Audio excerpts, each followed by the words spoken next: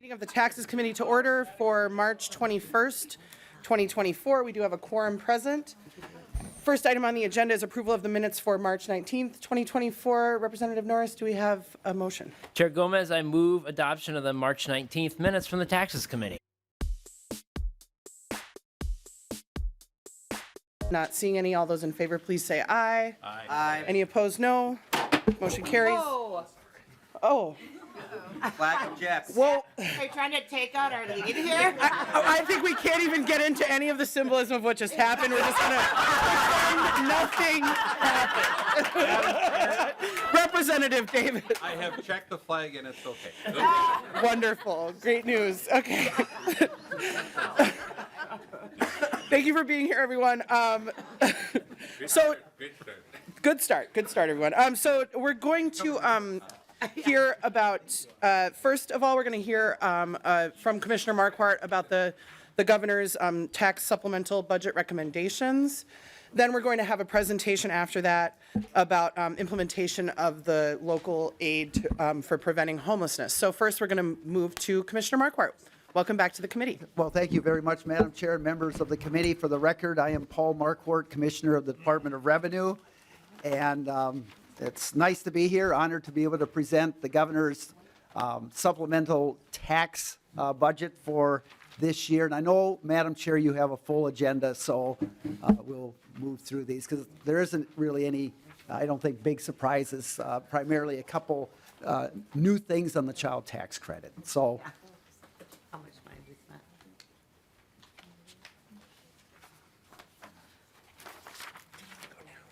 So I will start. So we can go on to the next one there. So the child tax credit, of course, started this year, was a major priority of Governor Walz, Lieutenant Governor Flanagan, and the legislature.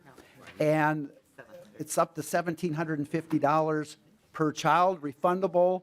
And the real exciting part is if we do this right, it can cut child poverty by 33%.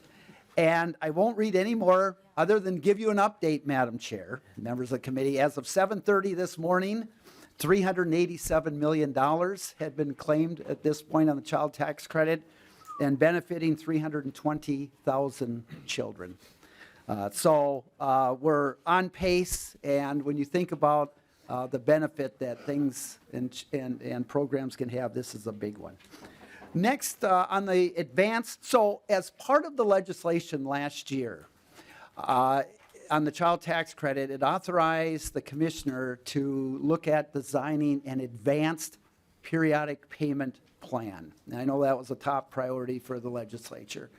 And so working with advocates and others, that will start next year. There's the advanced, that will be for tax year 24, filing 25 will be the start of an advanced periodic payment system.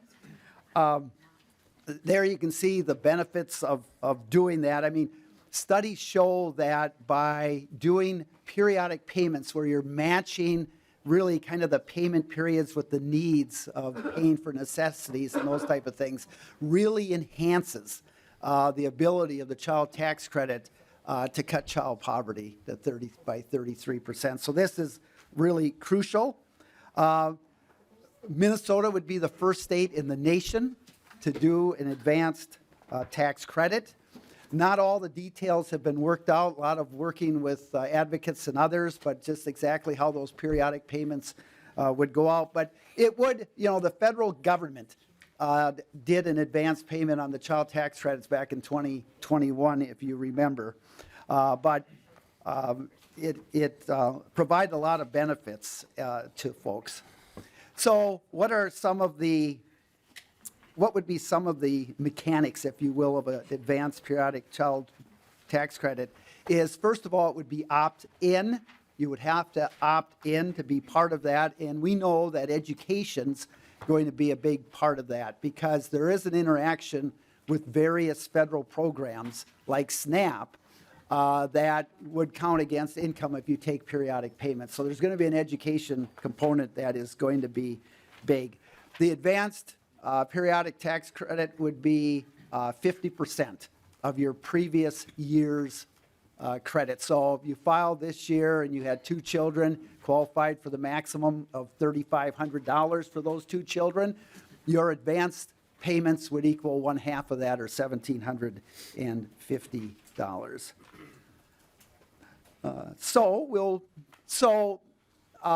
That will start next year. We want people to participate in the advanced periodic child tax credit program.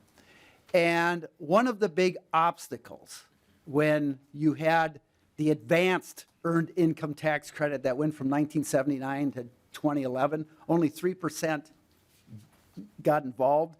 And one of the big reasons was the fear of, if you get increase in income or something, having to pay everything back at the end. And that kept a lot of folks out.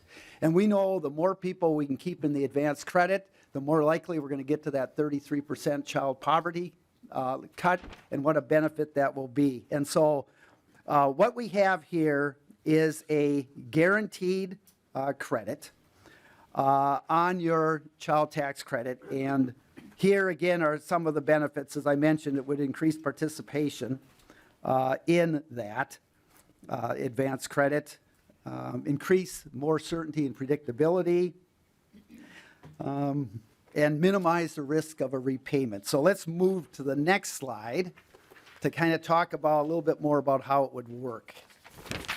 So I want to say that this would involve a change. So basically, it's a payment protection pilot. This would go in the governor's budget.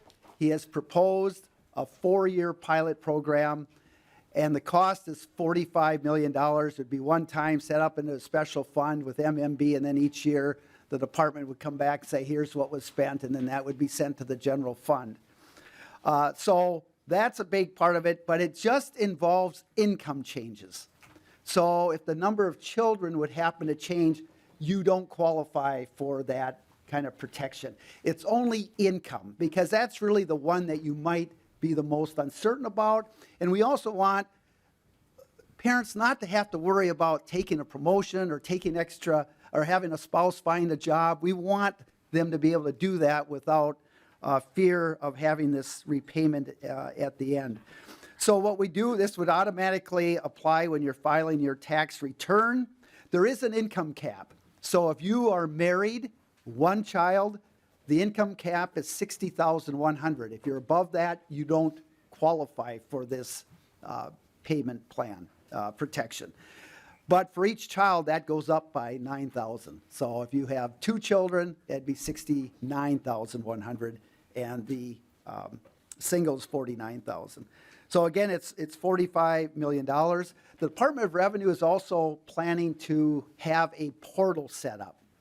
And this would be a portal that parents could go on to. Let's say they see, oh boy, I'm going to really get knocked off of qualifying for this. They could get into this portal. So we can, actually try to prevent some of this on the front end by allowing parents the option to kind of opt out as the year is going on.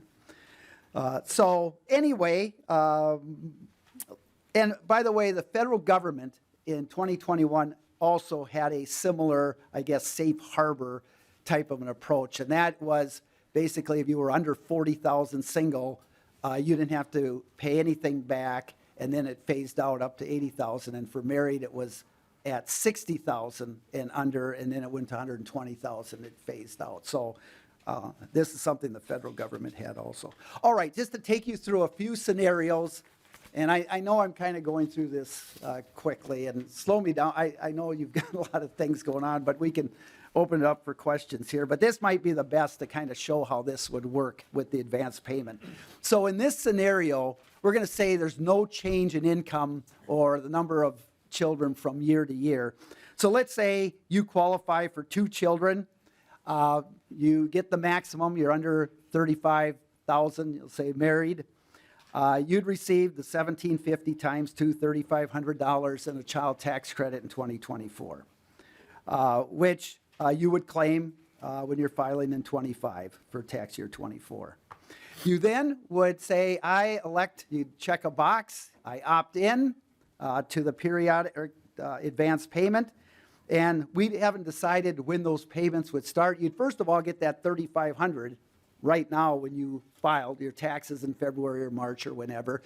And then you would get half of that $3,500 in advance payment. So one thing we think is really good with the design right now is we're always basing that advance credit off of numbers we already know that people have already filed with. So we know those numbers. And so now on this, you'd be able to qualify for $1,750.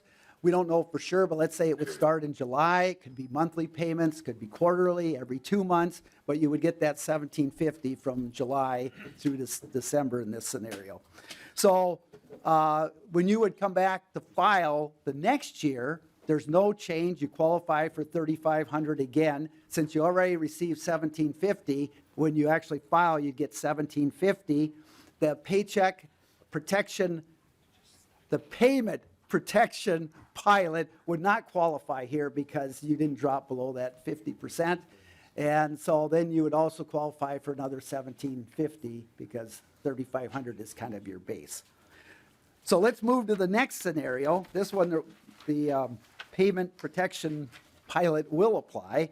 Same scenario, $3,500.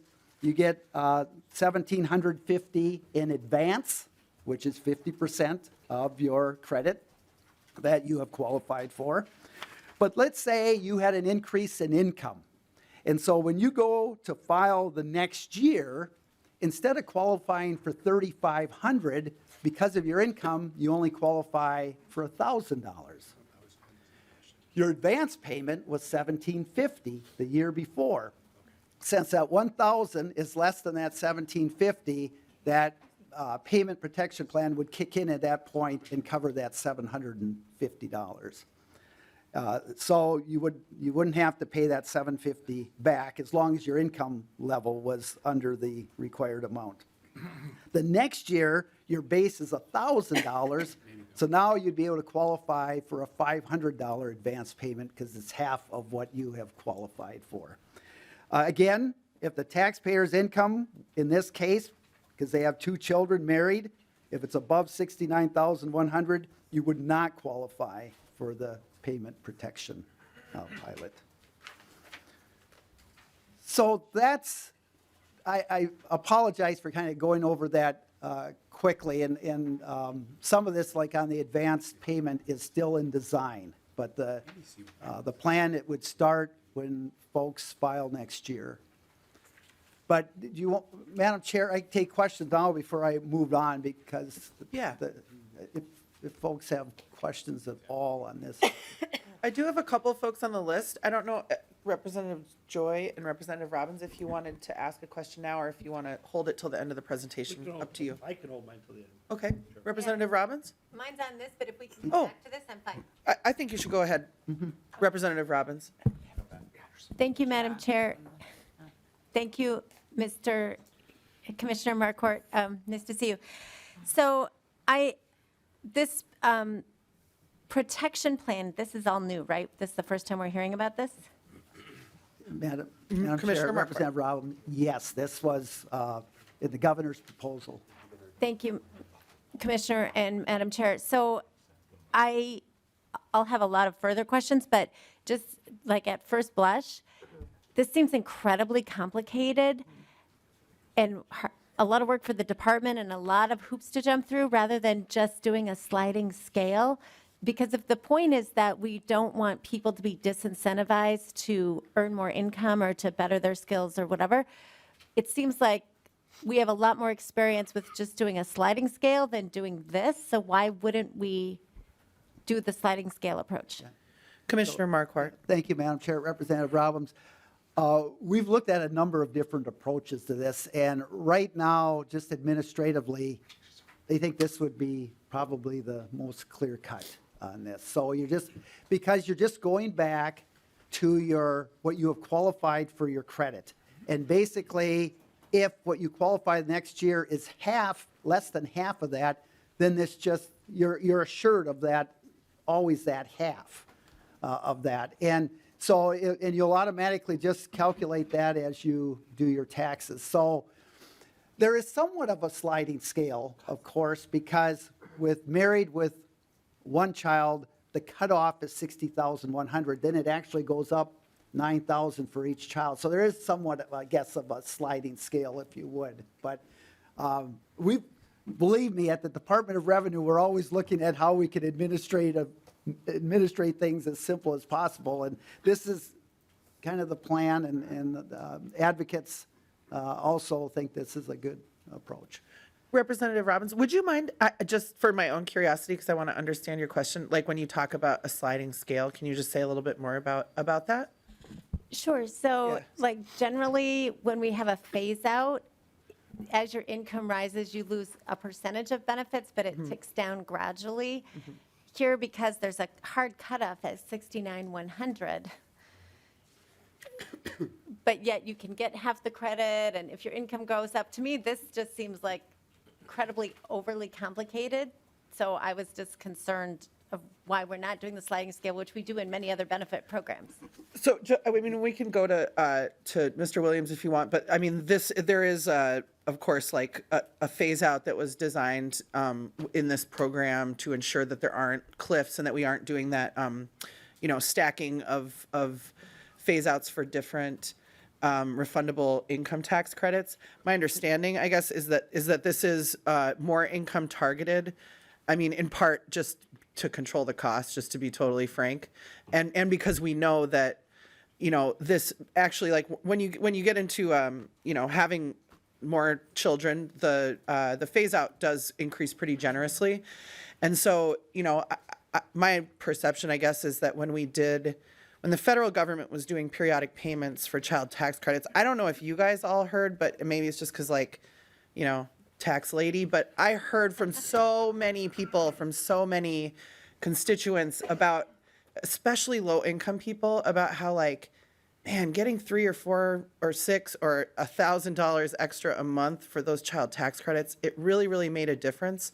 And so I think the reason that this doesn't apply to every single person who's going to get the child tax credit ultimately, and some people would not be able to opt into the periodic payments if they didn't meet those income requirements, was really, most of the reason that we do income targeting is because we want to ensure that, with the resources that we have to spend on a program, we're making the most impact in the lives of those people who kind of need it the most. So I want us to do this ultimately for everybody who's able to income qualify for this credit and who's in the entire phase out. But I think the reason that it does have that income cap was just about controlling the cost of the program in a year when we just don't have a ton of ongoing money. And we're trying to make, I don't want to speak for the governor's office about why the cutoff was there, but that's my perception. So, Commissioner Madam Marquardt. Chair and Representative Robbins, and Madam Chair, you're correct. I mean, a lot is just a matter of kind of dollars. Right now, this pilot program would be, the revenue estimate would be about $10 million a year. And of course, the child tax credit, there is a sliding scale, of course, but just on this part of the program, there is that cutoff there, so. Representative Robbins. Thank you, Madam Chair. I appreciate the discussion and also the cost. That was one of my questions. And just to be clear, so you said that they wouldn't have to repay, in the example you gave, they wouldn't have to repay the $750. So is it sort of functioning like guaranteed basic income? Is that what this kind of is like a test case for? Commissioner Marquardt. So, Madam Chair and Representative Robbins, so the whole idea is to make sure we keep participation up in the advanced credit because we know how valuable that is. And so what we're just trying to provide is a floor so that people can increase their income, they can get, a spouse can get a job and they don't have to worry. So is it a guarantee of a certain amount? Absolutely. It's saying that you're guaranteed at least half of your credit from the year before, based on income, not if the number of children changes, but just based on that income, because we know that if we can do that, we increase the participation, we can really, really reduce that child poverty. Representative Robbins. Thank you. I think that means that's a yes. We're testing guaranteed basic income in a small way with this pilot program. And I would just say, I want everyone to be well aware of the implications of that. And I personally, I support the child credit and the phase out and all of that, but that is a bridge too far for me. Thank you. Thank you. I just want to make a just brief comment on the universal basic income piece because, I think this is really about ensuring that, like, if somebody's situation changes, I mean, these are lower income people that we're talking about overall who are served by this program. The phase out begins at $35,000 a year, right? So that is well below our average income, well below the income that a lot of us are making. So, if somebody does, in those scenarios that the commissioner talked about, if somebody does, manage to increase their income, the year after, when they're receiving these periodic payments, which again, just can really be a lifeline for low income families. We're just saying, like, then they don't have to dig into that amount of money that they were able to increase their income by to pay back something that happened basically through no fault of their own. Because that, that income or them basically like owing that money to us it's not because they did anything wrong. It's not because they, even miscalculated anything. It's just because their financial situation changed year over year. And so this is a safe harbor and a hold harmless clause like we have honestly in a lot of different places across our state budget. If when financial situations change, when something goes, when we're kind of like changing policy, we try to ensure that we're holding people harmless. And so that's what this is. I don't personally think that it's a, universal basic income pilot. It's really just making sure that, if somebody gets a child tax credit, they're a low income person, their income goes up, they don't owe that money back to the Department of Revenue. Because that's a really hard situation to be in. If for a low income family trying to raise kids, something like $700 or $800, having to pay that back when you have just in good faith participated in a program that we're designing to improve people's lives and make make it a little bit easier for them to meet their bills month to month. I have a list, so I'm going to go To this point, Representative Davids. thank you, Madam Chair, and I have to go to a meeting in the Capitol like right now, so during your eloquent speech, I didn't want you to think I was getting up and leaving. I'm not going mad, I'm just going away. Sounds good, Representative Davids. Infirmary to scar in his back. I go get stitches. We can take care of that right here. Thank you, Representative Davids. Okay, so I know that, I think Representative Anderson, you had a question on this point. So Representative Anderson. Thank you, Madam Chair. Just two questions. When we say pilot, so is it everyone that's in that income level is in the pilot? Or is it a smaller select group of people? Commissioner Mark. Madam Chair, Representative Anderson, great question. Everyone who is receiving the child tax credit, whether or not you take the advance payment or the lump sum, would qualify for the payment protection pilot. Representative Anderson. So everyone who's in the program. Okay, thank you. And then how is the department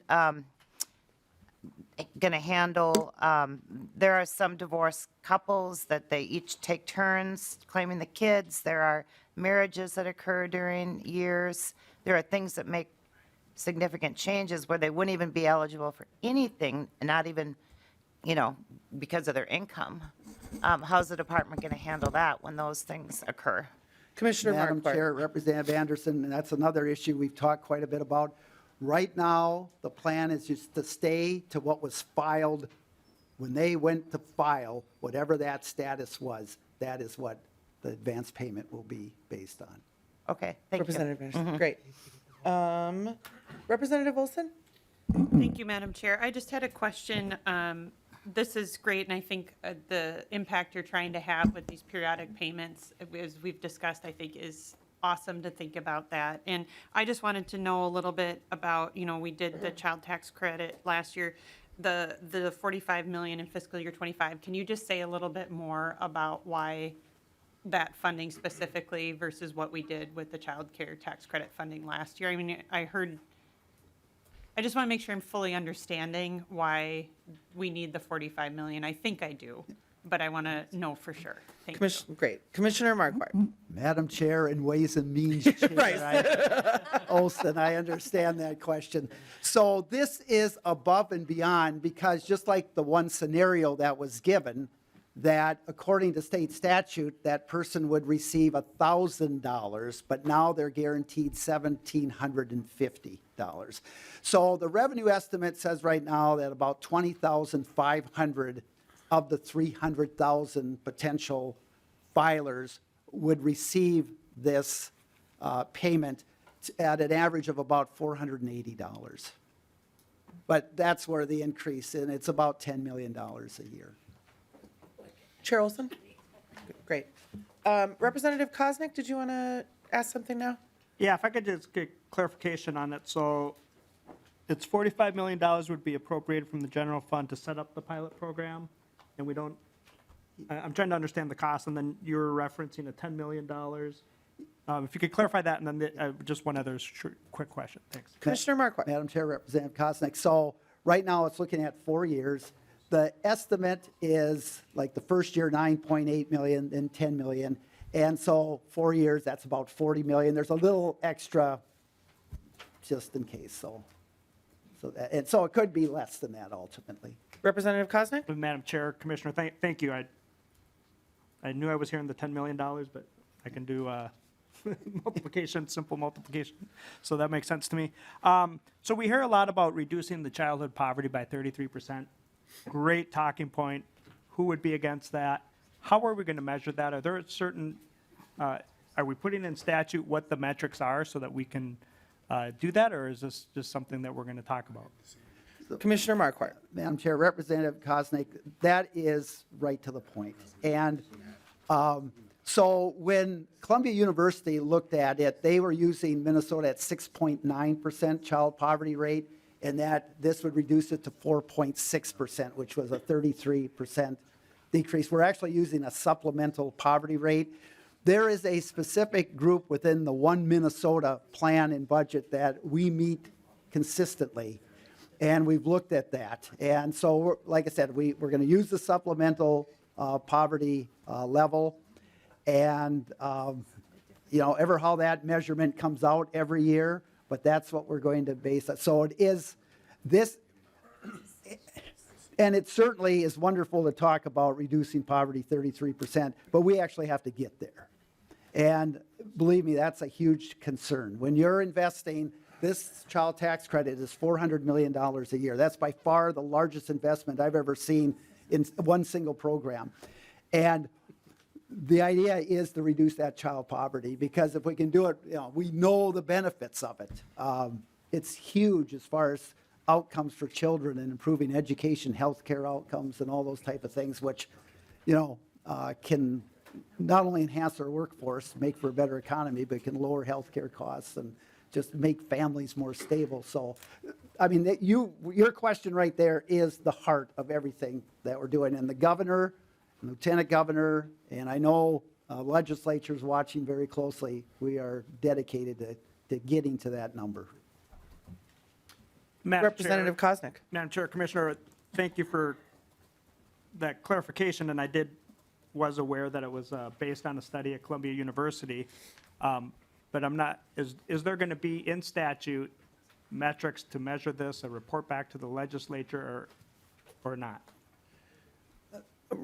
Commissioner Marquardt. Madam Chair, Representative Koznick, there's nothing in the legislation right now, and I don't know what the plans are to report that to the public. I guess I've been one, and I know is for transparency, and I think people need to know how this is working. It may not be in the first year. We don't know. It may take a few years. We know just on the long-term impact is going to be somewhat generational. But I think you should be able to see some very clear reductions early on. And that's why our outreach is so important, Representative Koznick and members of the committee, is because we think about 30,000 have never filed taxes before out of that 300,000. And if we're actually going to get that 33%, we've got to get to everyone. We can't just throw a program out there and hope people will file, so. Thank you, Commissioner. And just, I'll go back to you, but wanted to, and I know that we have our Family and Children's chair here, which is wonderful, so he probably has some insight for us, but just that child poverty is a metric that is tracked. That metric comes, my understanding is a bunch of it comes out of the American Community Survey, which is like the census analysis that happens every year where they track like the same people over time, and that they're able to, make an analysis based on that data.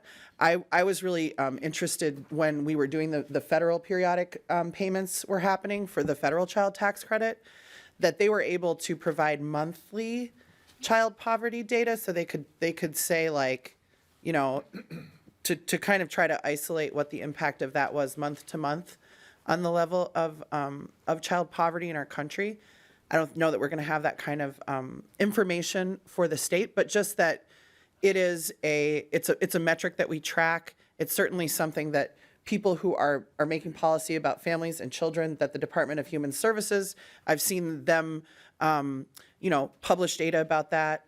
I read this very interesting report about people living in deep poverty a few years ago that had a lot of different ways of looking at the poverty level, particularly of families and children. So I want to go over to Chair Pinto and see if he has anything more to add, because I think this is a really important question that you're asking. It is. Thank you, Chair. And actually, what you said was really helpful in figuring something out for me. So, because Representative Koznick, as you asked your question, I thought to myself, I'm trying to think about the value of knowing that information, because I understand the concern about the rhetoric, right? That there's this description of it reduces poverty by that amount. As the commissioner said, there's really good research that is true, and figuring out the exact reduction in poverty in our state is not a simple matter. As the chair says, we do measure poverty. I suspect we've got measures of child poverty. Attributing a change in child poverty to this particular change starts getting really complicated, right? Maybe in the next couple of years, the economy, I'm going to be all hopeful for all of us, the economy gets even stronger, right? But maybe that wasn't about, maybe a portion of reduction in child poverty is not about this. Maybe the economy gets a lot worse and there's actually, child poverty doesn't decrease by nearly as much. And yet, actually, if you just look at this, it really did have the impact. So the decision we made, to my mind, was informed by a lot of research. Adding to that research in Minnesota costs money, is complicated. And so we have to decide as a legislature, do we want to spend money to find out the exact amount the poverty is reduced in children to measure against things, and then sort of what would we even do with that information? The research says, and it's really good, sound research for many years, that it's a massive reduction. The research says is about a third. And whether it turns out to be 31% or 36%, I don't know that that's actionable. I don't know that it'd be worth spending public resources on that exactly, versus figuring out, hey, how well did it get into the hands of families? What's going on? All the mechanics of that, absolutely. But the reduction in child poverty, I'm just not sure that it adds much. Thanks, Chair. Thank you. Representative Koznick.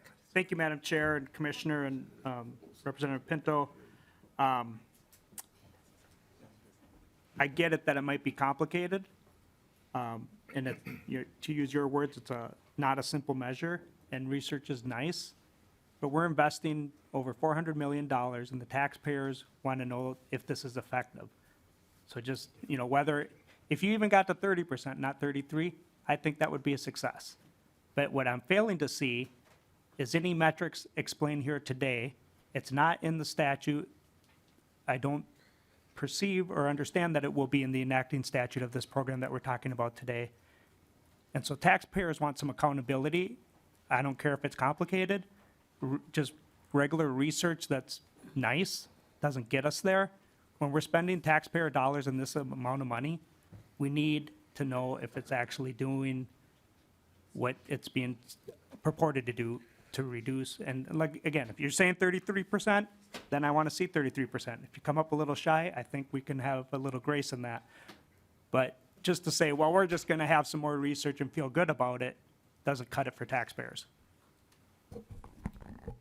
Representative Lee. Thank you, Madam Chair. I also sit on the Children and Families Committee, and and someone who has been tracking the child tax credit for many years as someone who worked in Congress. And so I did just want to comment that in statute, we do have the federal poverty rate defined. Unfortunately, due to, I guess, political wins, that the federal poverty rate actually has not been updated as it should be. There have been numerous congressional reports about how inaccurate of a measure it is at measuring poverty and child poverty. And so I just want to offer, there is a statute that hasn't been updated because people in Congress refuse to do that. And so that is not an accurate measure. I also want to offer that in lieu of that, there are institutions like Columbia University and other higher ed institutions that have actually done the work and done their research to provide accurate measures of what child poverty means, right, and what poverty means in the United States. And so, if we want to have this debate in Minnesota, it would be great to define what it means to live in poverty, and hopefully, our federal counterparts will update what it means to be poor on the federal level. And I know we take we usually follow our federal tax folks, right, on defining what it means. So I also just want to add color to this discussion that appreciate what Rep. Kosnick is trying to do. We do need to get to the bottom of it, but there are other things that we have to do before that. And so, thanks. Thank you. Is there any further discussion? All right, we will go back to Commissioner Marquardt. So, well, thank you very much, Madam Chair. This is excellent discussion. And I will say that I have been at several meetings with the governor, with the governor's office, and they are asking, where are you at with the data, and making sure we've got the outreach. We have an internal data dashboard that is updated every day at about 7 o'clock in the morning. That's where I'm getting the stats. But you can look at it by zip code, the number that have gotten the credit and how much. So we know areas counties that have higher percent of child poverty. We're looking right now, is the zip code, is it matching? We also roughly know the number of kids, so we can somehow get a barometer. So this has been very deliberate, very analytical, because Representative Kosnick is right on. We need absolutely, with this investment to the public, the idea is not only to get to a number of 33%, but just improve family stability and improve educational outcomes, healthcare outcomes. I mean, all of these things. There's studies that look at the savings, or I should say the cost of child poverty to the GDP. And a lot of studies say it could cost 2 to 5% of GDP because of lost work productivity, higher costs, and so forth. So we're looking at that, but I appreciate that because, and we've got a lot of experts around here on children and so forth, and this is a huge, huge topic that we're taking very seriously, very seriously. Thank you. So thank you. I guess we can go through the rest maybe pretty quickly. I know we're for attachments and appurtenances. Have we ever talked about this one before, Madam? I think we hopefully, basically in the language, we're changing. I think we're taking out the words attachment and appurtenances and replacing it with distribution systems. So there you go. Next, we'll move on. No, the corporate net operating loss. I know the House, 5 or 6 minutes the other day, Representative Lesligard. I don't know if the Senate's taking that up when they are, but whatever. So certainly that is going to get done in one way, shape, or form, and that will be nice to get that done.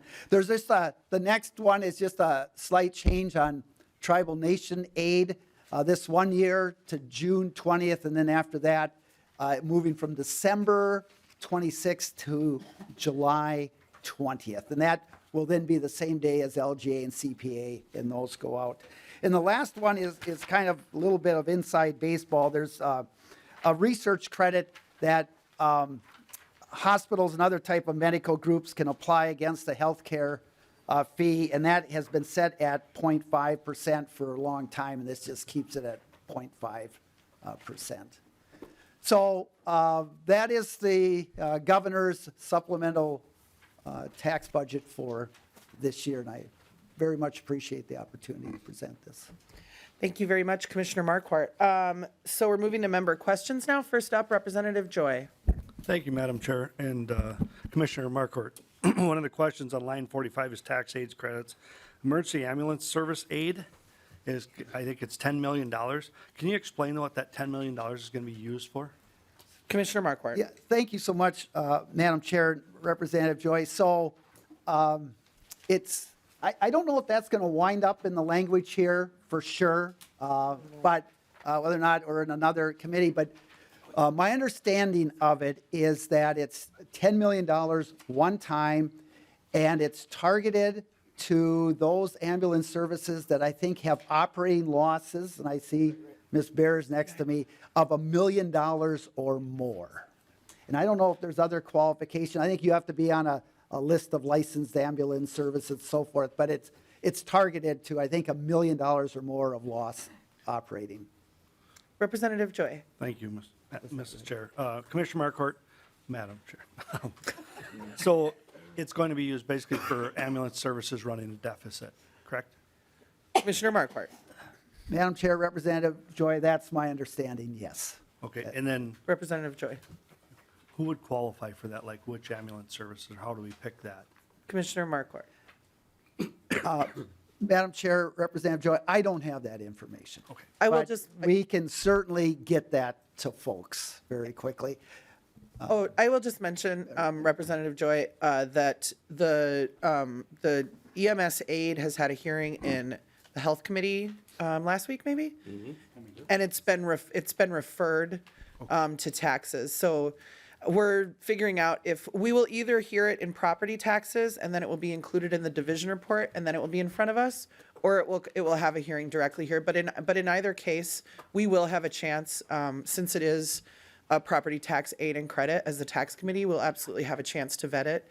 And so we'll get answers to all those questions. Thank you, Representative Joy. Thank you. All right, is there any other questions for the commissioner before we move him off the hot seat? I'm not seeing any. Thank you so much, Commissioner and Ms. Bears, for being with us and for bringing this budget forward. Thank you, Madam Chair. Appreciate Thank it. you, members. Thank you so much. Thank you. I just wanted to, Mr. Williams was giving me a little bit of information, Representative Koznick, about your question. And so we're going to just, share some more information about the kind of the data used in analyzing that supplemental poverty rate and what we think we can anticipate moving forward in terms of kind of more information that will come out once our child tax credit is fully implemented. So we'll be following up on that point.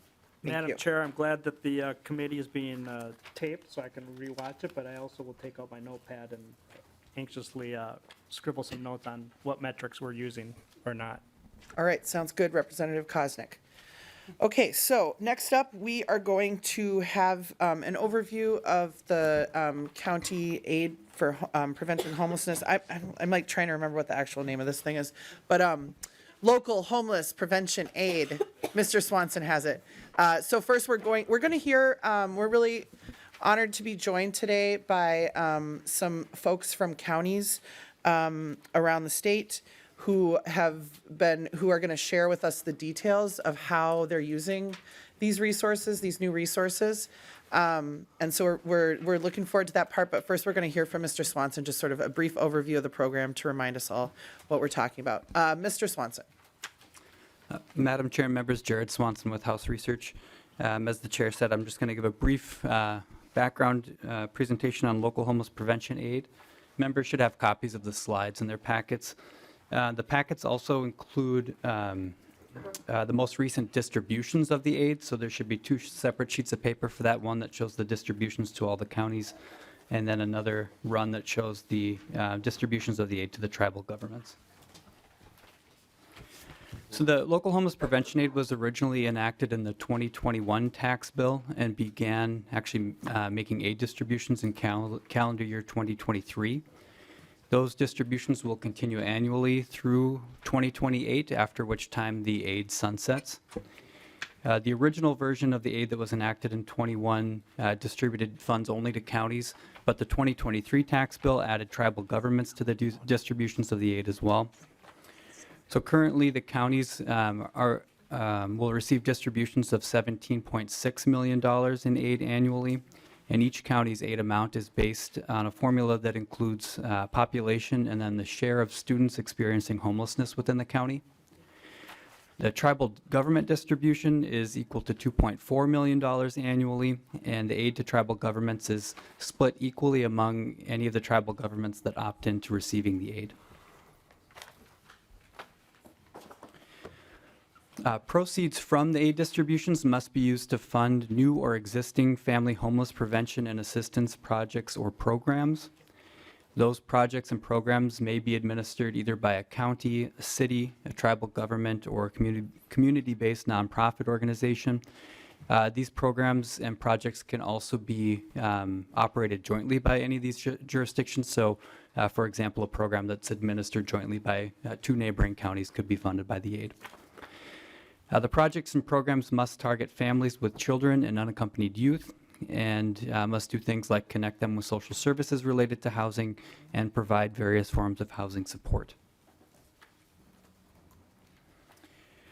Counties may choose not to spend all or a portion of the aid they receive. Any unspent funds are added back into the distribution of the aid for the following year. And finally, beginning in 2025, then every 2 years after that, the Commissioner of Revenue must produce a report on the projects and programs that are funded by the aid, and included in the report must be the number of people served by each project that's funded with the aid dollars, and an assessment of how each project or program impacts people who are currently experiencing homelessness or who are at risk of experiencing homelessness. And Madam Chair, that concludes the overview of the aid. Thank you, Mr. Swanson. So we do have the runs in your packets, but we don't have copies of his slides, I think. So, but we'll email them out, and I know Mr. Swanson's certainly open to answering any questions that anybody has. I don't know if there's anybody, sorry, I didn't mean to, like, did I miss my list? Is there any questions before we turn to testimony? All right, not seeing any. Thank you, Mr. Swanson. So first up on my list, I have Lauren Ryan. On deck, Linnea Mersch. And I guess Mr. Hilgart's going to be our cruise director here. Welcome. Please just introduce yourself and proceed with your testimony. Thanks for being here. Chair Gomez and members of the committee, my name is Lauren Ryan. I am a principal planning analyst with Hennepin County, and I am the project lead for our school to housing program, which is funded by the local homeless prevention aid. Hennepin County firmly believes that each of our 1.3 million residents deserve a safe and dignified place to call home, and we aim to make homelessness rare, brief, and non-recurring. We've struggled to ensure that housing is accessible and affordable for all. On behalf of the county, I want to thank you for the significant infusion of funding from last session to create affordable housing options for all Minnesotans. I'm here to share some good news about how Hennepin County will spend both the new affordable housing aid and also to discuss our local homeless prevention aid funds. Annually, we expect to receive $29 million in housing aid and $5 million in local homelessness prevention aid. In short, this funding will be used to supercharge our efforts to produce more affordable housing units, and it will help tailor the units to several unique needs of our population. Hennepin County plans to use these funds on strategies that we know will grow our affordable housing options. We'll use these funds to sustain momentum established with the pandemic era funding and to grow programs already tested through the pandemic. Over the last few years, we've more than doubled the number of units we could finance annually, and we did so while almost doubling our portion of units affordable to incomes 30% below annual median income. Housing and homeless prevention aid are critical to build upon this success. The new funding will make the rate of production and advancement of strategic initiatives the new normal. 2022 to 2023 will not just be a one-time banner moment. So here are the top 4 investments the new local affordable housing aid will support in Hennepin County. First, we will use almost a quarter of the funding to continue the success of our housing-based eviction prevention program. This is critical because we stood this up during the pandemic to keep people stably housed. Without this new money, we would face a rapid scaling down of this program, which is necessary to meet the continued needs of families who are struggling to keep up with their rent and struggling to stay in their homes. Second, we'll use these revenues to repair and grow the capacity of affordable housing developers and owners. You may be aware of the fact that affordable housing developers are struggling right now. Inadequate and inconsistent funding hobbled our promising developers, and the local housing aid will allow our repair and grow program to scale up so we can shore up our developers and owners who have shown a long-time commitment to creating and maintaining affordable housing in Hennepin. These new funding streams will help get them back on their feet, stable, staffed, and resourced.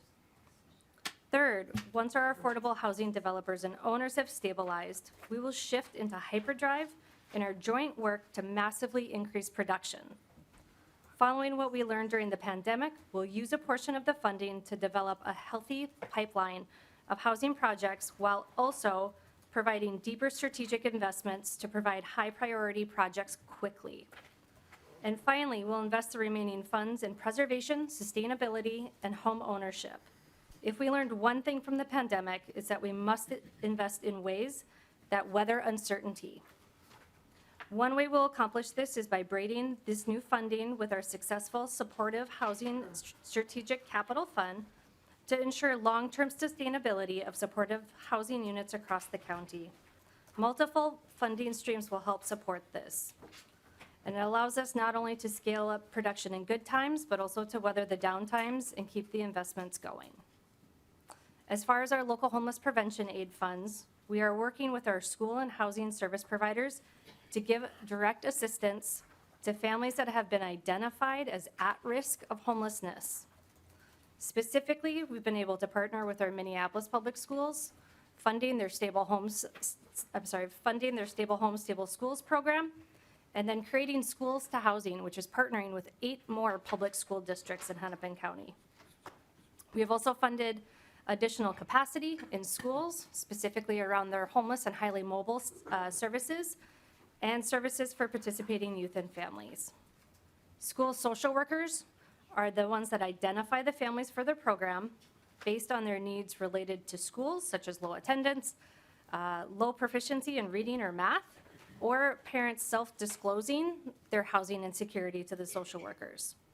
Then the school and housing providers work to help the families find affordable housing or stay in their current housing and help students stay in their current districts.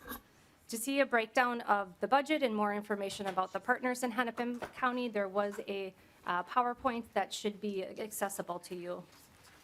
This program is unique because it prioritizes students that may not be eligible for other homelessness or housing support. We're able to serve families upstream in their community without them needing to enter into the shelter system. For instance, they may be doubled up or in unsafe situations, and they're able to access this funding to stabilize their housing. What we've seen is that when we're able to provide this assistance, we can avoid evictions and we can avoid families losing their housing, which drastically decreases the number of families entering shelter. Equally important is the stability it provides for students in their educational endeavors. Lastly, I'll close for some numbers for those that are interested in more information on outcomes than beyond just our strategies. This state aid will allow us to produce 1,244 units of affordable housing on an ongoing basis. And that includes serving 750 households annually with emergency rental assistance, adding 270 new affordable rental units each year, operating 50 new and additional units of supportive housing, creating 60 new units for home ownership annually, and our local homelessness prevention aid will allow us to serve 300 to 400 families annually with longer term support up to 24 months. Again, I would just like to thank you, Chair Gomez and members of the committee, for the opportunity to share this good news with you today and to share all of the work that Hennepin County has been doing around continuing to prevent homelessness within our community. Thank you very much, Ms. Ryan. Appreciate it. I know that Commissioner Conley was originally planning to join us, and she's been in front of our committee a couple times, but she wasn't able to make it, so we appreciate you pinch hitting today. Thanks. Next up is Linnea Mersch, and on deck is Trish Heron. Welcome to the committee. Please just state your name as you proceed. Thank you, Madam Chair, members. Linnea Mersch, I'm the Director of Public Health and Human Services for St. Louis County. And I just have a summary of how we are beginning to use our local homeless prevention aid. Not covering the statewide affordable housing aid, but happy to do my best if there's questions. So to start with, this really fits in the broader work that we are doing right now to reach housing stability for young people and with young people. And so you'll see that as a theme throughout the way that we're doing this work, really listening to community input and really listening to the capacity of providers and letting providers tell us where there are needs and using this funding as last resort to fill those gaps and to fund staff where we're not able to with other state and federal programs. So again, our approach was to do broad outreach across St. Louis County and all of our communities through youth shelters, safe spaces, our provider network, school liaisons, and counselors, and just sharing information about the opportunity ahead and the opportunity to design the program and initiatives that would be funded. And so what we heard specifically was our providers wanted an open RFP so they could really compete and present really broad ideas to us for the use of these flexible funds. They really wanted us to focus on equity. They wanted it to be simple. We all manage complex programs. State and federal housing funds are very complex, and they really wanted creative opportunities to try some new things, and they wanted sustainable positions that could fill gaps. And so we're really doing that. We're coming into year 2 of the funding contracts and are really looking to sustain the initiative started in year 1. And again, the funding is last resort. We are maximizing other state and federal sources first. So here's a few things. I won't read these. You have them in your packet. But what we heard when we asked about needs, specifically to younger children and families, transportation, safe housing, childcare, just everything else that comes along with the housing instability that these families are facing. When we talked to the older youth, that age 18 to 24, we heard about their needs in navigating systems, in the complexities that come with the chemical and mental health challenges that they're facing, affordable housing, targeted housing for different specific population groups, disability services and needs, the job coaching, and so forth. So we also asked what's working that we can build on. And so again, we're really trying to complement what's already happening with our family homeless prevention and assistance program. We have some really neat providers in the St. Louis County area that are doing some really interesting programming, again, that we wanted to build upon with these funds. So we, again, committed to a direct, open, simple, straightforward process, and we really worked with our partners to emphasize collaboration versus competition with these funds. So in short, let's see. Oh, that slide's hidden. You have the slide. Right now, we're highlighting 4 different initiatives with some of our current providers. One of them is Lutheran Social Services, which is providing tenancy sustaining support services to young people directly. Lifehouse, which is based in the Duluth area, is also providing those support services to youth who are really at risk or experiencing homelessness. The Human Development Center, which is a certified community behavioral health center, is actually stepping into some new permanent supportive housing with targeted units serving the 18 to 24-year-old youth. And then Divine Connections is a really exciting nonprofit, newer nonprofit in our county that is providing supportive services and housing to young BIPOC families. And so both older youth and then older youth that are also parents themselves. And so in closing, Deanna Kirk, who is the director of Divine Connections, shared a story that I would love to share. Our numbers are also reported to the state, and so I can go over specific metrics of the number of people that we've served. But just one quick short story. She wanted me to share about a Native American mother that had lost custody of all 3 of her children due to drug use. She went to treatment and moved into Annie's house, which is one of the homes that this nonprofit operates. She immediately got her 4-year-old son back, but Annie's house was too small for her 12-year-old twins. With the same partnership, so with these funds, she moved into Wynwood, which is an apartment where she provides the supportive services. And the other 2 sons were returned to her, and now she is still in recovery with all 3 of her children in her home. She has also transitioned to a Section 8 voucher, again achieving that sustainability, and she's going to be returning this fall to work at Annie's house as an AmeriCorps resource navigator to help other moms. So thank you for the opportunity to share about what we're starting to do in St. Louis County. Great. Thank you so much. Thanks for your good work and for sharing it with us today. Next up, Trish Herron. And then I have Karen Skepper and George Burrell on deck. Welcome to the committee. Good afternoon, Chair and members of the committee. I'm Trish Herron. I'm the Moore County Administrator, and I'm here today to tell you a little bit about what we are doing with our local homeless prevention aid. So in stark contrast to the speakers who came before me, our amount of aid is $37,000 per year. But we also only have 40,000 people who live in our community. However, this $37,000 is able to make incredible impact, and I'm excited to tell you about what we are doing. So first of all, just a little bit about our county and community. In case you haven't been to Moore County or know where it is, we are in the southeastern part of the state. We're a very unique community in that we have probably one of the best cancer research centers in the nation that exists right in Austin, Minnesota. We also have biotech industries. Of course, we are home to a Fortune 500 company called Hermel. You might have heard of them. But actually, we are primarily an agriculture community. Over 50% of our value comes from farming, and that's the highest and best use of our land. We are unique also in that we are incredibly diverse. So for a rural community, we have 26% of our community is non-white. So I've been in 2 other counties as county administrator, and in both of those counties, we're about 99%. So this is very different and very unique. We have 50 languages spoken in our school district.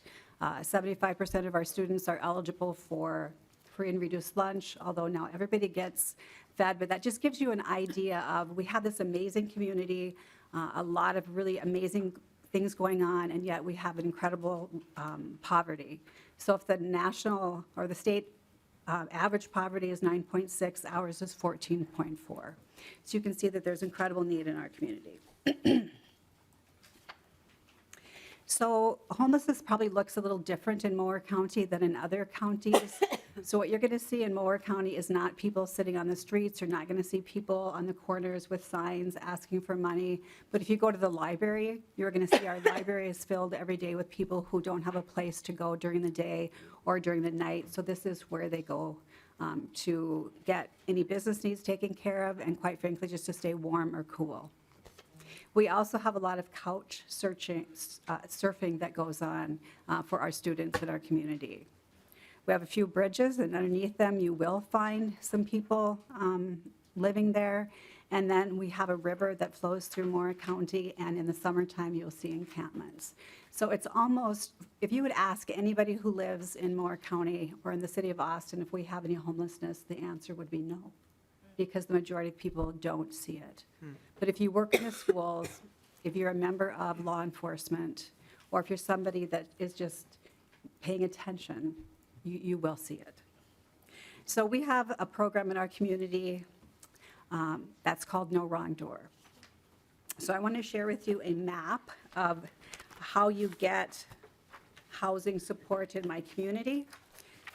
I attempted, it's a 8-page document front and back. I didn't present it to you, but I want to tell you how, I want to just show you this so you know the complexity of what it takes to put together all the different resources we have, from whether it is our funding that comes from the state, federal government, the Salvation Army, United Way, all the various people on this list who come together to provide resources to deal with homelessness, that it takes a navigator that is very skilled in knowing what's available to be able to find resources for people. So if you were to present to me today at our Health and Human Services Department, it could take 24 hours to a week for us to find you a place to stay at our Sterling Hotel, which is rented by the hour, or our one housing facility that is only for men. You will for sure get bed bugs there. You will also be subject to violence and drugs. So there's just not a lot of options, but we are doing our best to unite, to come together to provide the housing response that we can.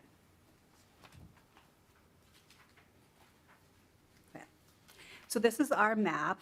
I was able to take the 8 pages and put them into some kind of a map that you could maybe see, so it looks a little better this way. We are really trying to do these wraparound services, and we have a vision for providing housing stabilization. And our most powerful tool really is our collaboration. It's really getting people around the table from Salvation Army, from the HRA, from IMS, from all the different providers, and coming together to figure out how can we take the small resources that we each get to make a big impact in our community. So with our homeless prevention aid, and why it matters to us is that this is the first time we have ever received any aid that we actually had control over that we could use immediately. So if we have a social worker in the school district that says, I have a child in my office, student in my office who's reporting that they're being evicted or that they have been evicted, they're living in their car, we are able to get a voucher to the school and to that family in the same day. That is, we've never been able to do that because it takes us 2 weeks to cut a check at the county. You know, we can't just respond. So this, again, it seems like a small amount of money compared to what other counties are getting, but this has a huge impact on us. So it's a way for us to provide this immediate assistance to these mostly invisible homeless people in our partnerships with schools and our county home facilitators. So thank you. Before I get pretty excited about this, so before I move on, I want to say thank you so much for appropriating this money. So we do have success stories, and I do just want to share one because this is kind of how homelessness presents to us. So we had a family that was reported to us from law enforcement. They were found to be staying in an RV in an empty parking lot in our community. They contacted law enforcement and originally went up to this RV because it was leaking fluids and it was causing an environmental concern. So there's, in essence, breaking the law. So APD went up to them, was going to cite them and get them moved off, but instead they saw that there were children inside this RV. So they contacted us, and we were able to bring our child protection team and do an assessment, and instead of going down the child protection path, we went down a homelessness path, and to make a very long story short, we were able to get this family into temporary housing, and they are now in permanent sustainable housing. And it was thanks to the funding that we have received. So I do want to just quickly speak to the fact that while we are really happy, there are gaps, and I hope you continue to fight for funding that we can use at the local level, where we can make these local independent decisions. We live in a transportation desert. So if you have to go to 5 places to get funding or to figure out where you're supposed to go, you might not be able to do that, because if you don't have a car, it can be long distances. We don't have places to house people. As I said before, we have 2 short-term places. One, again, is a hotel that rents by the hour, and the other a place you probably wouldn't allow your dog to stay in. Those are challenges, and that's for another committee meeting and another story. But I just wanted you to know that we're doing the best we can with the money that has been appropriated, and we are very, very grateful. So with that, do you have any questions? Thank you very much for your presentation. I know that Lee David's part of his district, at least, is in Mower County, so I'm going to make sure to send him your clip of your presentation, because I know that, you know, he served with us on the Preventing Homelessness Committee before, which is sort of where these dollars originated in a way, and so we're just really grateful for just to hear a little bit more about some of the challenges you're facing and some of the successes that you've had. So thank you so much for that story. Thank you. And if you wouldn't mind sticking around, just around in case we have questions for you when we switch to that section. So Karen Skepper and George Burrell, welcome to the committee. Please just, as you're getting started with your testimony, introduce yourselves for the record, if you don't mind. Good afternoon. afternoon, Chair Gomez and committee members. My name is Karen Skepper. I am the Director of Community and Government Relations for Anoka County. I'm here today with my colleague George Burrell, who will help me talk about how we're using the local homeless prevention aid. We know that this was created to benefit persons who are homeless or at risk of homelessness, and we're finding ways to take what used to be a Band-Aid fix and try to find some permanent solutions. I also want to express the gratitude of the Anoka County Board of Commissioners. They couldn't be here today, but they did want me to express how grateful they are for this local housing assistance or the homeless assistance. In 2023 and 2024, we've received just over 1.7 million each year. This is a huge increase from what we used to see. It was maybe 15 years ago when our only resource was family homeless prevention funds, and I remember when that was $170,000 period. So now there's at least, we now have resources to actually do something and make a difference. We have a goal of ensuring that no child is homeless, and that by using these funds, we can keep families either in their housing or get them rapidly rehoused. I think for the sake of time, I'm going to turn it over to George. He can talk about some of the actual programs we're administering, and then I'll wrap it up again with a story that I think is very significant. Great. Mr. Burrell, thanks for being with us. Thank you, Karen. Chair Gomez, committee members, thank you for having us, and thank you for these funds and their flexibility. I think you've heard from others on how much they appreciate the broad range that we're able to use these funds and really stretch into areas that we haven't been able to before. We had created a work group little over a year ago to figure out what to do with these funds. We engaged with all of our school districts and charter schools. We did listening sessions. We did surveys. We partnered with our Heading Home partners to figure out what were some of the areas where we could start to fill some gaps with this flexible funding. One of the first things that we heard from were the school districts about how they were seeing homelessness come into the school, how they were identifying it with their students, with the parents coming in that needed very quick assistance and didn't know where else to go. And there really wasn't much that the schools could do. Some of the school districts had a few more resources and others had little to none. And we're just trying to put things together. One of the initiatives that we've started is providing direct assistance funding to 8 of our school districts that had requested it. We are able to provide them with funding, so when families come in and present an issue regarding their housing, regarding potential evictions, behind on rent, they can identify those and they can take care of those things immediately. I can appreciate that it does take a while to get the county to cut a check. We're a government. The school districts are able to do this much faster and be accountable for the funding. The partnership with that has been amazing, and we are very happy that the school districts are willing to take this on and start to identify some of the service needs and also to reach back out to us regarding other additional things with mental health needs that some of the families have. One of our programs that we started just prior to the pandemic was a very small housing resource team that was partially funded by the Department of Human Services.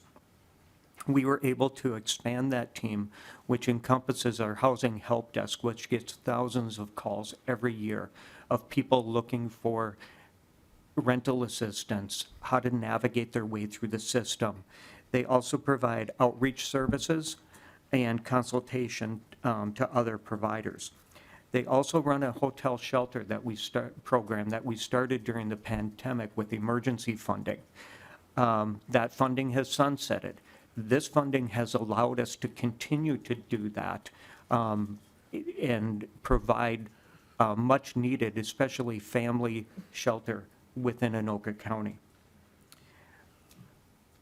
We have also added to our pot of emergency assistance funding with our Economic Assistance Department. The funding only goes so far, and they were having to turn families away. This was able to bolster that and provide additional upfront funding through our existing system. We also expanded our homeless outreach team. This is with a contracted provider in the community that was very, very small. We had 0.5 FTE of a homeless outreach person for many, many years in Anoka County. We are now up to a team of 6. And part of the funding comes from this funding, and other funding comes from Department of Human Services. With all of these programs, we have also added in direct assistance funding. So much like the schools, these programs are able to directly address some of the immediate needs that the families have. We expanded our youth outreach with our local youth drop-in center. And one of the more experimental programs that we've expanded on is our partnership through Child Protection with parent support outreach. We had identified during the pandemic, as we partnered to support families in hotel shelters, that these were families that were connected to Child Protection, most on a voluntary basis, but they needed lots of assistance. We were able to use these funds to provide additional funds for the service provider that does PSUP services for Anoka County, to be able to provide families with additional supports and to be able to help them leverage getting and sustaining being in housing. Very time-intensive program, and they were more than excited to be able to partner with us and grow this great opportunity. Time-wise, I'm going to kick it back to Karen. So, thank you. Thank you. When I started, I talked a little bit about how we've had temporary Band-Aid solutions to fix emergency problems. By having access to this homeless aid as well as the local housing aid, we have been able to have broad discussions in our community and have now in process purchasing what was a boarded up, decommissioned board and lodge facility. And take that, listening to the community, we'll be renovating that into 1, 2, 3, and 4 bedroom units. Both, we know there's a need for single units. We also know there's a need for large family. So we'll be using a lot of these aids to facilitate that project. We'll attach a rental assistance subsidy to it to keep it affordable long-term. And we believe that this is really our first step into finding those end solutions, so we don't have to go back and try to keep fixing the same problem over and over and over again. Thank you very much for having us here today. Wonderful. Thank you so much. Thanks for your work and for sharing it with us. Finally, Mr. Hilgart is going to wrap us up, I think, on the community testimony that I've signed up. So welcome back to the committee. Thank you, Madam Chair and members of the committee, and I know that's a lot. So I just wanted to kind of end it with a summarized version of what we've heard from all of our 87 counties for takeaways for you all. And thank you for dedicating, frankly, half of a committee hearing for this. This was really important. In 2021, this was you, Madam Chair, that was pushing this hard, but it was others. This was bipartisan. It was in a bipartisan tax bill. It was talked about in a bipartisan fashion, and then Chair Markwart also helped push this through at the end. So I want to thank you all for that. I want to focus my testimony on a few takeaways from our great presenters. The first is that it's our fervent hope that as you leave today, our presentations have underscored that homelessness is a statewide issue and a statewide crisis. The curation of county examples that we heard today from a metro, suburban, and rural county were purposeful. It's meant to illustrate that while homelessness may present itself differently and at different levels of visibility across our state, it is there, it is pervasive, and it is not relenting at the pace that we would like, all of us would like. The second that I want to talk about is flexibility is key, and I think you heard that from our testifiers today. Emergency assistance, rental support, hotel vouchers, school counselors, social workers to identify and pay for rent, parental support outreach programs, expanding permanent family supportive housing unit, paying for utilities, past rent, security deposits, or more. Each county that responded to our survey is doing a variety of things, but thanks to what you've done, which is providing flexibility, they're able to meet their residents where their needs are at.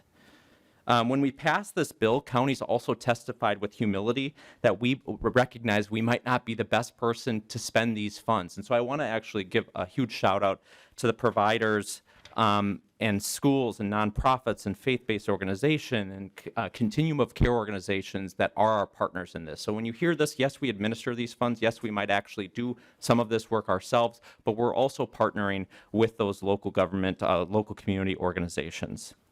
And third, we want to make sure that this program doesn't operate in a silo.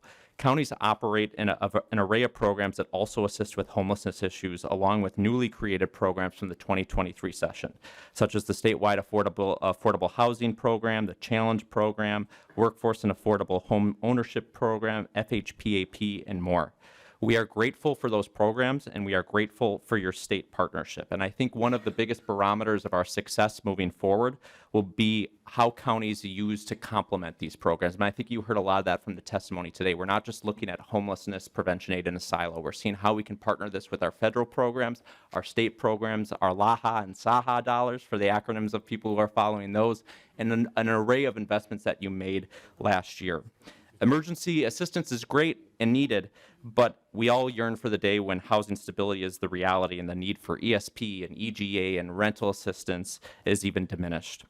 We know we can't do this alone, and we are thankful for your state partnership, and that brings me to our final point. And I know, Madam Chair, you won't shy away from this one, which is to tell us where we can do better and tell us where you think that we can tell us where you think that we, if you're listening to our programs and saying, yes, this is exactly where the intent was, this is where the focus is, please tell us that. And I know, Chair Gomez, you've been on webinars with our members. We've been asking you for feedback, and we want that dialogue to continue. This is a 6-year program. We're going into year 2 of it. We think it's tremendously important, and we want to share these stories and also get that feedback from you as we continue to make plans for these spending areas. So thank you very much for your time today on this really important issue. Thank you very much, Mr. Hilgart, and also just for all of your help over the years of getting this up and running, and you've been amazing. So we're going to move to member discussion. First up, Representative Joachim. Sorry, thank you. Thank you, Chair Gomez, and thank you to the counties and all the work you're doing, especially around partnering with our school districts. We know kids learn better when they know where they're going to sleep at night, and seeing that partnership is amazing, and I know we still have a lot of work to do. I would love to, in the future too, find out how you're partnering with cities as well, the counties are, when it comes to developing further those units of affordable housing, because I know it literally takes every level of government to get some of those projects off the ground. So I just want to say thank you. Thank you. Representative Norris. Thank you, Chair Gomez. And I'm wondering if my friends from Anoka County could come down just briefly. Come on down. In the interest of time, while they're coming down, I'll begin by just thanking you for the work that you've been doing in our county. I was really impressed in particular with how community-driven the process has been, the engagement you did with the schools. Was really excited about a lot of the ideas that I heard, the hotel shelter that you're able to continue doing. The idea that in a county that's been growing as quickly as ours, that we only had half an FTE working on homelessness prevention and outreach, I mean, that's crazy. And so to be able to scale that up to now have a team of 6 is amazing. That new shelter project that you mentioned is great. The testifier from Mower County said that the homelessness is there, you just don't see it. And in what I think we've been experiencing in Anoka County, at least in my part of the county, is that we're starting to see it more. It's long been there in Anoka County, but we're starting to see it more. And as a result, my constituents are talking about it more, and they're coming to me and saying, what can we do about homelessness? At the same time, I hear from them about our property taxes going up significantly. And so you kind of, hinted at this in your testimony, but I'm wondering if you could kind of boil it down to, how has this aid enabled the county to implement some services and strategies to tackle this homelessness issue that we're seeing in our county, while also, avoiding having to increase the property tax levy in the process? Mr. Skepper or Ms. Skepper or Mr. Burrell, either of you are welcome to answer. Thank you, Madam Chair. I will start this off. George is welcome to join in at any point. Keeping property taxes low is important to Anoka County.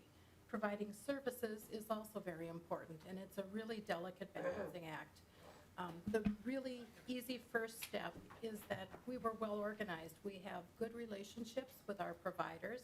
We work with them through FHPAP. I work through many of the community organizations as I administer the federal block grant programs. So we had the structure there. By actually starting to do surveys, listening to people, getting the feedback, that put us on the right track, and we were able to move quickly. By taking those activities that were high priority, we knew we were missing large bedroom units that were affordable.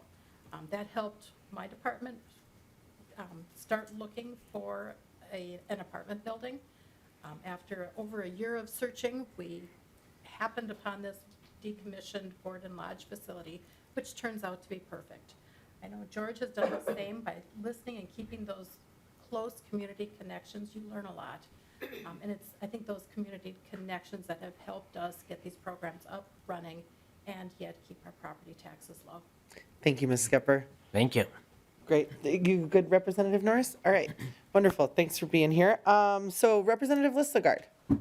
Thank you, Madam Chair. Just really quickly, because for time, I just want to comment on all the testifiers that I could hear and see the compassion in their work, that they truly do want to improve people's lives and people that are really struggling and stuff like that. And St. Louis County, you do an incredible job, you and your staff, and I've seen it. I've seen the results, and I just want to commend you for everything that you do. So, thank you. Thank you. I know we're running out of time, but Representative Brand texted me during this hearing, was like, wait, are we talking about Homework Starts with Home or the local housing or the local homelessness aid? And I was like, very good catch, Representative Brand, because the way that this started was, you know, looking at that program and seeing, you know, to Chair Joachim's point, right? If kids don't know where they're going to lay their head at night, they cannot learn. And I just firmly believe that, you know, in a prosperous state, in the richest country that's ever existed on the face of the earth, nobody should be homeless. And certainly we should be able to agree and to align our resources so that no child who are our future, who are being educated in our schools, should be homeless. And so, you know, I looked at the success of that program and I said, how do we scale this up so that it hits every one of these kids? And what it would have taken is about $100 million a year. We got 20, you know, and we can hear from our partners, from our local partners, you know, the magic that they're making happen with a little bit of money in some cases. And, you know, and so I just am really grateful. I'm really like, I'm moved hearing from you all today, because this is, you know, I do view this as a sort of a Gomez Marquardt joint, because I was like, I came with this like kind of prescriptive Homework Starts with Home on the county level thing, and he was like, we have to give these folks the flexibility that they need to meet their local communities where they are. And so it really is an example of where, like, you know, then Chair Marquardt buying into this program really made it better. And you guys are just demonstrating, you know, that providing our local partners who, to Chair Listagard's point, who have the care, who have the love for their people that they're serving. And when we give them the resources that they need, we can really do amazing things for people. And so I'm so grateful to you all for being here. And I'm hopeful that we can, hey, we spend $100 million a year on a lot of stuff. And I really and truly believe that we can end child homelessness in Minnesota, and that it's not like an out of control, it's not an out of reach goal. And I hope that, you know, that this is not a partisan issue, as we were talking about, that we really can do this. And so I think this is an important step, and I hope that we're able to, over time, to get to that point. So thank you. Sorry, I just took a little license. Representative Whitty. Thank you, Chair Gomez. I want to thank all the testifiers. Being a former police officer, you're out on the street and it's 11 o'clock at night and you need a resource. And you guys are always there to help us. And so thank you for that. And the one thing I heard, I think George from Anoka County, I think the chair just said it. When we give you that flexibility and trust the people, the boots on the ground, you guys do amazing things. And I think that's important. So thank you. Keep up the work. And it definitely does make an impact in our communities. Wonderful note to end on. Thank you, Representative Whitty. So our next meeting will be Tuesday, March 26th at 1 p.m. And seeing nothing else, with that, we are adjourned.